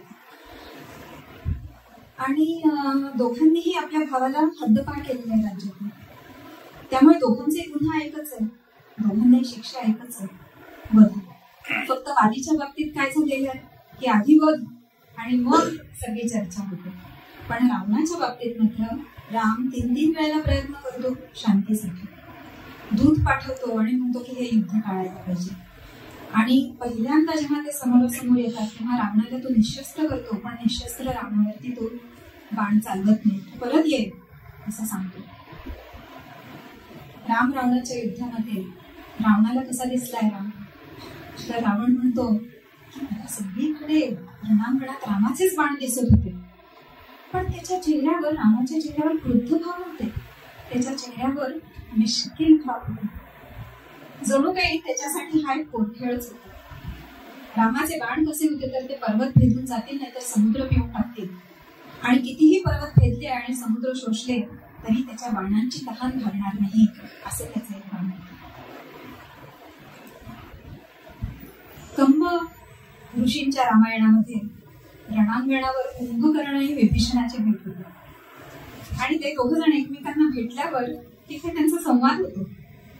त्याच्यामध्ये पहिल्यांदा जेव्हा विभीषण कुंभकर्णाला भेटायला येतो तेव्हा क्षणभर कुंभकर्णाला वाटतं अरे हा रामाची बाजू सोडून इकडे येतोय की काय, आणि म्हणून त्याला आल्या आल्या कुंभकर्ण म्हणतो, अरे तू सोडून नको रामाची बाजू, रामाच्याच बाजूने लढ. कशासाठी? तर आपल्यापैकी एकतरी भाऊ जिवंत राहा, तर तो जिवंत राहा. आणि विभीषण त्याला उलट म्हणतो की तू पण रामाच्या बाजूला ये, मी राज्य तुला देतो आणि मी तुझा सेवक म्हणतो. हे असं कुंभकर्ण आणि विभीषणाचा अतिशय सुंदर प्रेम आणि अतिशय सुंदर प्रसंग वर्णन केलेलं. रामाच्या सौंदर्याचं वर्णन मध्ये मध्ये आलेलं आहे. आणि सगळ्यात उत्तम वर्णन हे शूर्पणखेच्या तोंडी केलेलं. शूर्पणखा रामाचं वर्णन करताना म्हणते की कोण आहे हा देखणा पुरुष, हा मन्वंतर आहे, पण शंकरानं तर त्याला भस्म केलं होतं, मग हा आहे तरी कोण? आणि हा मानव आहे, पण हा तपस्वी वेशात का? तपश्चर्यानं अशी कोणती तपस्या केली होती की रामानं तपश्चर्या करावी? सुंदर वर्णन आहे, हे एका कवीलाच असं सुचू शकतो. आणि पुढे ती म्हणते शूर्पणखा की पहा, इथे परत तो आठवण येते की राम म्हणजे विष्णू आहे आणि सीता म्हणजे लक्ष्मी म्हणजे भूदेवी आहे. तर इथे शूर्पणखा कसं वर्णन करताना म्हणते की रामाला चालताना पाहून, त्याची चाल पाहून पृथ्वीच्या अंगावर शहारे आले, कसे गवत होते, असं ते रामाचं आहे. आणि हाच राम रावणाला कसा दिसतो? तर रावण म्हणतो, अरे हा तर जणू काही मदनाचा पुतळा आहे.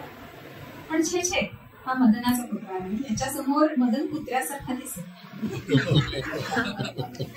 आणि रावणाची गंमत अशी आहे की त्याला काही झालं तरी ना सारखी सीताच आठवते. की त्याला जेव्हा पहिल्यांदा पराभव होतो रामाच्या पुढे, त्याला असं वाटत नाही की अरे लंकेतले लोक मला काय म्हणतील, माझे मंत्री मला काय म्हणतील, माझी मुलं काही नाही. त्याला फक्त एवढंच वाटतं की अरे सीता काय म्हणाले. तसं रामाला पाहिल्यावर हे रामाचं वर्णन करून मग रावण काय म्हणतो, मनातल्या मनात चाललंय कसं, राम असा एवढं सुंदर असताना सीतेला मी कसा काय बरं आवडेल, त्याला रामाला सोडून सीता माझ्यावर कशी काय. आणि रामाचं अत्यंत अप्रतिम वर्णन येतं ते विभीषणाच्या तोंडी. विभीषण रामाला भेटायला चाललेला आहे. आता पहा, प्रत्येकाची दृष्टी किती वेगळी वेगळी आहे. शूर्पणखेच्या वर्णनातला राम, रावणाच्या वर्णनातला राम, आणि आता हा विभीषण जेव्हा रामाकडे येतो तेव्हा त्याला राम धर्माच्या रूपात दिसतो. त्याला मानवाकृती दिसत नाही, त्याला धर्म दिसतो साक्षात. आणि तो काय म्हणतो, हा सुंदर डोळे असलेला अंजन मलय तर नव्हे, काजळाचा डोंगर. काजळाचा डोंगर आहे की काय, म्हणजे काय भव्य दर्शन आहे. किंवा तो म्हणतो, हा 2 कमलदलांनी सजलेला पावसाचा मेघ तर नव्हे. हे रामाचं असं अत्यंत भव्य आणि दिव्य दर्शन विभीषणाला. कंब रामायणाची सुरुवात करताना कंबमुनी म्हणतात की राम हा अवतार आहे. कोणाचा अवतार आहे? तर तो परब्रह्माचा अवतार आहे. राम ब्रह्मा विष्णू आणि महेश आहे. तोच करता धरता आणि हरता आहे. त्यांना आपलं कमंडलू आणि अक्षमाला स्वर्गात, आपले शंख चक्र गदा पद्म वैकुंठात आणि आपले त्रिशूळ डमरू कैलासात सोडून पृथ्वीवर मानव अवतार घेतला आहे. अशा त्या परब्रह्माला आम्ही शरण जातो. कुठेही आपण पाहिलं तरी शरण जातो म्हणजे मी शरण जातो असतो. की ते बुद्धम शरणम गच्छामी असो किंवा कृष्णाला शरण जाणं असो, तिथे मी शरण जातो असतो. पण कंब काय म्हणतात, आम्ही शरण जातो. आम्ही म्हणजे कोण? तर त्याच्यामध्ये शैव, वैष्णव, शाक्त, जैन, बौद्ध, स्त्री, पुरुष, लहान मोठे, पशु पक्षी, वनस्पती, दगड नदी सगळे आले. कारण तो परब्रह्म आहे ना. हे सगळं जे आहे सृष्टी, आणि कंब जेव्हा रामायणाचा शेवट करतात तेव्हा ते शेवट रामाच्या राज्याभिषेकाने करतात. त्यावेळेला कंब म्हणतात की राजा आणि राणी सिंहासनावर बसलेले आहेत. त्याच्या मागे त्याचे बंधू छत्र चांबळ घेऊन उभे आहेत. त्याच्या समोर बलवान आणि बुद्धिमान असे मंत्री उभे आहेत. आणि ते जेव्हा हे राज्याभिषेकाचं वर्णन करतात, रामाचंही सीतेचं नाव घेत नाही. त्यांच्या डोळ्यासमोर हे जे वर्णन आहे राज्याभिषेकाचं, ते धर्माचा राज्याभिषेक आहे. धर्म राज्यावरती बसत आहे. आणि तो फक्त रामच आहे असं नाही, तर भारतातला कुठलाही राजा त्याच्या राज्याभिषेकाचं हे वर्णन आहे. आणि इथे मला असं वाटतं की त्यांना काय अभिप्रेत आहे, तर एवढं सगळं रामायण सांगून सगळ्यात शेवटी त्यांना अभिप्रेत हे आहे की भारतातील प्रत्येक राजा हा असा रामासारखा धर्मशील असावा आणि त्याचा राज्याभिषेक हा असा धर्माचा राज्याभिषेकासारखा असावा. अशा प्रकारे कंबचं रामायण रामाला राज्याभिषेक करून, धर्माचा राज्याभिषेक करून समाप्त